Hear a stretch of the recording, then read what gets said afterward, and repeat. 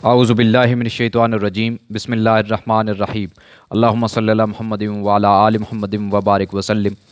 मोहतरम नाज़रीन, चंद दिन पहले इसराइलियों ने मस्जिद अक्सा पर हमला किया, इसमें आग लगाई और नमाज़ पढ़ते मुसलमानों पर तशद्दुद किया, जिसके बाद फ़लस्तीन के हुर्रियत पसंद मुजाहिदीन की जमात हमास और इसराइल के दरमियान शदीद लड़ाई हुई।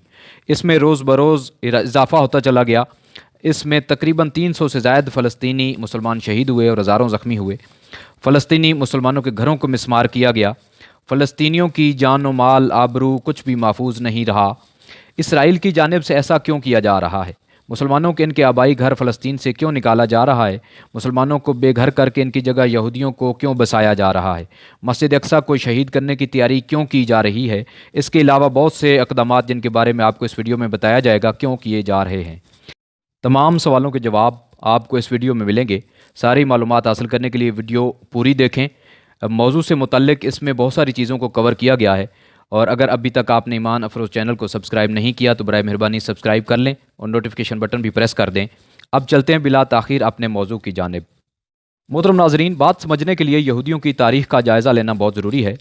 सैयदना इब्राहीम अलैहिस्सलाम के बेटे हैं हज़रत इसहाक़ अलैहिस्सलाम, इनके बेटे हैं हज़रत याकूब अलैहिस्सलाम, और हज़रत याकूब अलैहिस्सलाम का लक़ब है इसराइल, और इसराइल यानी हज़रत याकूब अलैहिस्सलाम के एक बेटे यहूदा की नस्ल में से ये यहूदी हैं।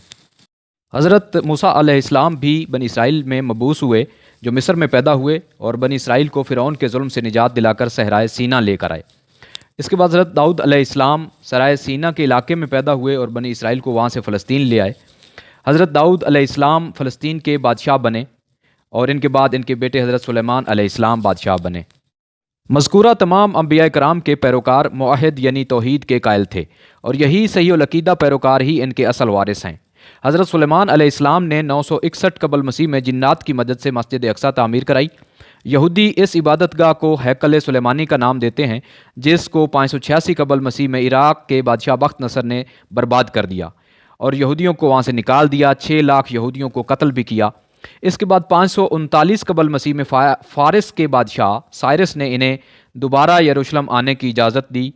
चुनांचे यहूद ने वापस आकर इबादतगाह बनवाई, लेकिन इस जगह नहीं बनवाई जहां मस्जिद अक्सा तामीर की गई थी। 333 कबल मसीह में सिकंदर यूनानी ने इन्हें फिर निकाल दिया, जिसके बाद 165 कबल मसीह में यहूदियों ने साजिश करके एक यहूदी सल्तनत की बुनियाद रखी। 70 कबल मसीह में यहूदी रियासत पर सल्तनत रूम का कब्ज़ा हो गया, जिसके बाद यहूदियों ने 65 कबल मसीह में फिर बगावत कर दी, जिसको रूम के बादशाह टाइटस ने बुरी तरह कुचल दिया और इनकी इबादतगाह की ईंट से ईंट बजा दी। इन्हें वहाँ से निकाल दिया गया। इस अबूरी अरसा में हज़रत ईसा अलैहिस्सलाम मबूस हुए। इनको भी यहूदियों ने साजिश करके कत्ल करने की नापाक कोशिश की। 118 ईस्वी में रूम के बादशाह हैदरियान ने एक बार फिर यहूदियों को बैतुल मक़दिस आने की इजाज़त दी, लेकिन उन्होंने फिर बगावत कर दी। 624 ईस्वी तक फ़लस्तीन पर ईरानियों की हुकूमत रही। यहूदियों को उन्होंने इबादत करने की खुली इजाज़त दी, लेकिन उन्होंने मस्जिद अक्सा में इबादत नहीं की। 636 ईस्वी में बाज़ंतीनी सल्तनत ने बैतुल मुक़द्दस सैयदना उमर फ़ारूक रज़ियल्लाहु तआला अन्हु के हवाले कर दिया। इसके बाद 636 ईस्वी से 1918 तक फ़लस्तीन पर मुसलमानों की हुकूमत रही, सिवाय सलेबी जंगों के कुछ अरसे के। 1918 ईस्वी में फ़लस्तीन पर बरतानिया की हुकूमत कायम हो गई, जिस दौरान बरतानवी और अमरीकी इस्टेब्लिशमेंट इसराइल के क़याम का मंसूबा मंजूर कर चुकी थी। 1947 में अक़वाम मुत्तहिदा ने फ़लस्तीन का इलाका जब तकसीम किया तो 56% हिस्सा सहूनियों को यानी यहूदियों को दे दिया। 1967 ईस्वी में नाजायज़ रियासत इसराइल ने फ़लस्तीनी मुसलमानों के देगर इलाकों, मगरबी किनारे, मशरकी बैतुल मुक़द्दस और गज़ा पर कब्ज़ा कर लिया। आइए अब देखते हैं कि तहरीक सहूनियत क्या है। 1896 ईस्वी में थियोडोर हर्ज़ल ने अपनी किताब देरियोदनिस्तात में ख़ुद मुख्तार यहूदी रियासत के क़याम का तसव्वुर दिया, और ये प्लान सहून पहाड़ पर बनाया गया, इसलिए इस तहरीक का नाम भी तहरीक सहूनियत रखा गया। सहूनियत एक नस्ल परस्त मुतशद्दिद और सियासी तहरीक और तंजीम है।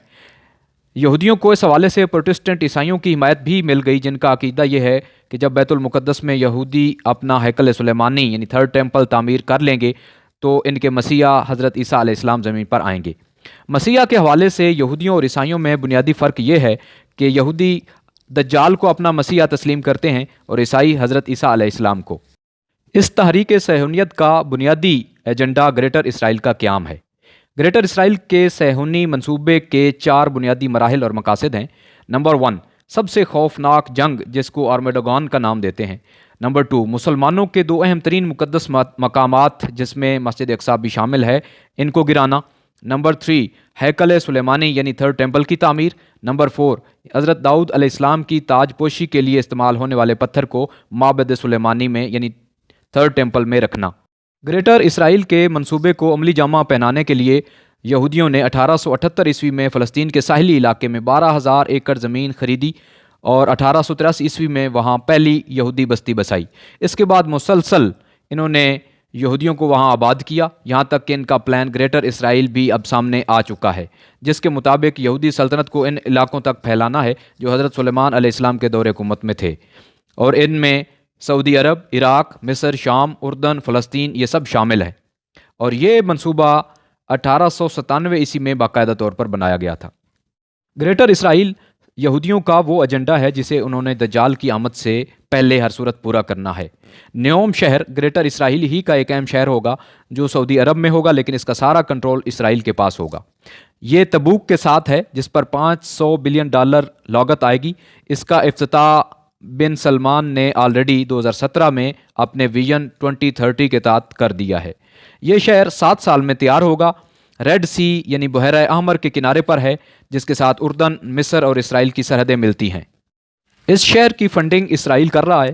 اس شہر میں ہر طرح کی عیاشی، فحاشی، آزادی اور جدید ترین ٹیکنالوجی ہوگی۔ ایسی سہولیات ہوں گی جو پوری دنیا میں نہیں ہیں۔ روبوٹس ہوں گے، فضائی ٹیکسیاں ہوں گی، کلاؤڈ شیڈنگ، مصنوعی بارش جس سے صحرا میں بھی سبزہ اگے گا، اور وہ حدیث شریف پوری ہوگی جس کے مطابق عرب کے صحرا سرسبز و شاداب ہو جائیں گے۔ خادم روبوٹس ہوں گے، جراسک پارک ہوگا جس میں ڈائنوسار روبوٹک شکل میں پھر رہے ہوں گے، مارشل آرٹس روبوٹک لڑائیاں ہوں گی۔ اس شہر کا اپنا مصنوعی چاند ہوگا، یہاں جینیٹک انجینئرنگ کو فروغ دیا جائے گا۔ اس شہر کا اپنا ایئرپورٹ ہوگا، یہاں لگژری ریزورٹس اور عمارتیں ہوں گی۔ اس کا کل رقبہ 10,200 مربع میل ہے۔ اس شہر کو تجارتی مرکز بنایا جائے گا اور ایسی معاشی پالیسیاں تشکیل دی جائیں گی جن کے نتیجے میں اسرائیل سعودی معیشت کو کنٹرول کرے گا۔ واضح ہے کہ موجودہ عرب بادشاہ ان تمام منصوبوں میں اسرائیل کا ساتھ دے رہے ہیں۔ یہ وہی آل سعود ہے جس نے ماضی میں خلافت عثمانیہ توڑنے میں یہود و نصارہ کا بھرپور ساتھ دیا تھا اور انعام میں ان کو بادشاہت ملی تھی۔ یہی وجہ ہے کہ یہ بادشاہ حماس کا ساتھ دینے والے قطر پر پابندیاں اور کشمیریوں کے قاتل مودی کو $75 ارب کی امداد دے رہے ہیں۔ محترم ناظرین، دجال کی آمد سے قبل یہودیوں نے مدینہ منورہ سے صرف 10 کلومیٹر فاصلے پر جبل حبشی پر کنگڈم پیلس کے نام سے دجال محل بھی تعمیر کر لیا ہے۔ یہ بہت اونچی جگہ پر بنایا گیا ہے جس سے مسجد نبوی شریف واضح طور پر نظر آتی ہے، اور اس محل کا ڈیزائن بھی صہیونی یعنی یہودی طرز کا ہے۔ حدیث پاک میں ہے کہ دجال مدینہ منورہ انٹر نہیں ہو سکے گا، دور پہاڑی سے مسجد نبوی کو دیکھ کر کہے گا کہ یہ احمد صلی اللہ علیہ وآلہ وسلم کی مسجد ہے۔ دیگر تیاریاں مکمل کرنے کے لیے یہودی تابوت سکینہ بھی تلاش کر رہے ہیں اور اس مقصد سے پوری زمین کا چپا چپا تلاش کر رہے ہیں۔ حضرت داؤد علیہ السلام کا تخت بھی تیار ہے جس کو تھرڈ ٹیمپل میں رکھ کر اس پر دجال کو بٹھایا جائے گا۔ محترم ناظرین، واضح رہے کہ بنی اسرائیل انتہائی نافرمان، ناشکرے اور باغی ہیں۔ یہ قوم سازشی، ہیلہ ساز، مکار، ظالم اور غاصب ہے۔ یہ قوم انبیاء کرام کی قاتل ہے۔ حضرت زکریا علیہ السلام کو انہوں نے قتل کیا، حضرت یحییٰ علیہ السلام کو انہوں نے قتل کیا، اور حضرت عیسیٰ علیہ السلام کو بھی انہوں نے قتل کرنے کی مذموم کوشش کی۔ اس کے باوجود یہ دعویٰ کرتے ہیں کہ ہم خدا کی چہتی قوم ہیں۔ انہی نافرمانیوں اور گستاخیوں کی وجہ سے ان پر لعنت کر دی گئی اور مغضوب علیہم بن گئے، جنہیں قبل از قیامت مسلمان چن چن کر قتل کر دیں گے۔ ایران کے شہر اصفہان میں یہودی کافی تعداد میں جمع ہو چکے ہیں۔ غرقد کے درخت بھی لگ چکے ہیں، کیونکہ حدیث شریف کے مطابق غرقد کا درخت یہودیوں کا ہے۔ مسلمانوں کے خلاف جہاد کے دوران یہ اس درخت کے پیچھے پناہ لیں گے۔ دجال ایران کے شہر اصفہان سے جب پبلک میں نمودار ہوگا تو اس کے نکلتے ہی یہودیوں کا 50,000 کا لشکر اس کے ساتھ مل جائے گا۔ اس کے بعد لشکر اسلام اور دجالی لشکر کے مابین جنگ ہوگی جس میں مسلمانوں کو فتح نصیب ہوگی۔ مسلمانوں کی فتح کے بعد حضرت عیسیٰ علیہ السلام دجال کو باب لد پر قتل کر دیں گے، جو تصویر میں آپ کے سامنے ہے۔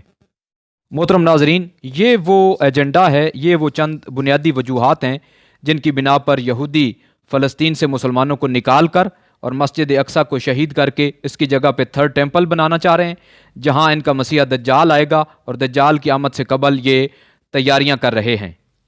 آخر میں دعا ہے کہ اللہ کریم عالم اسلام کو، امت مسلمہ کو، خاص طور پر فلسطینی کشمیری مسلمان بہنوں بھائیوں کو محفوظ رکھے، اور اللہ کریم ہمیں دجال کے فتنوں سے محفوظ رکھے، آمین۔ السلام علیکم ورحمۃ اللہ وبرکاتہ۔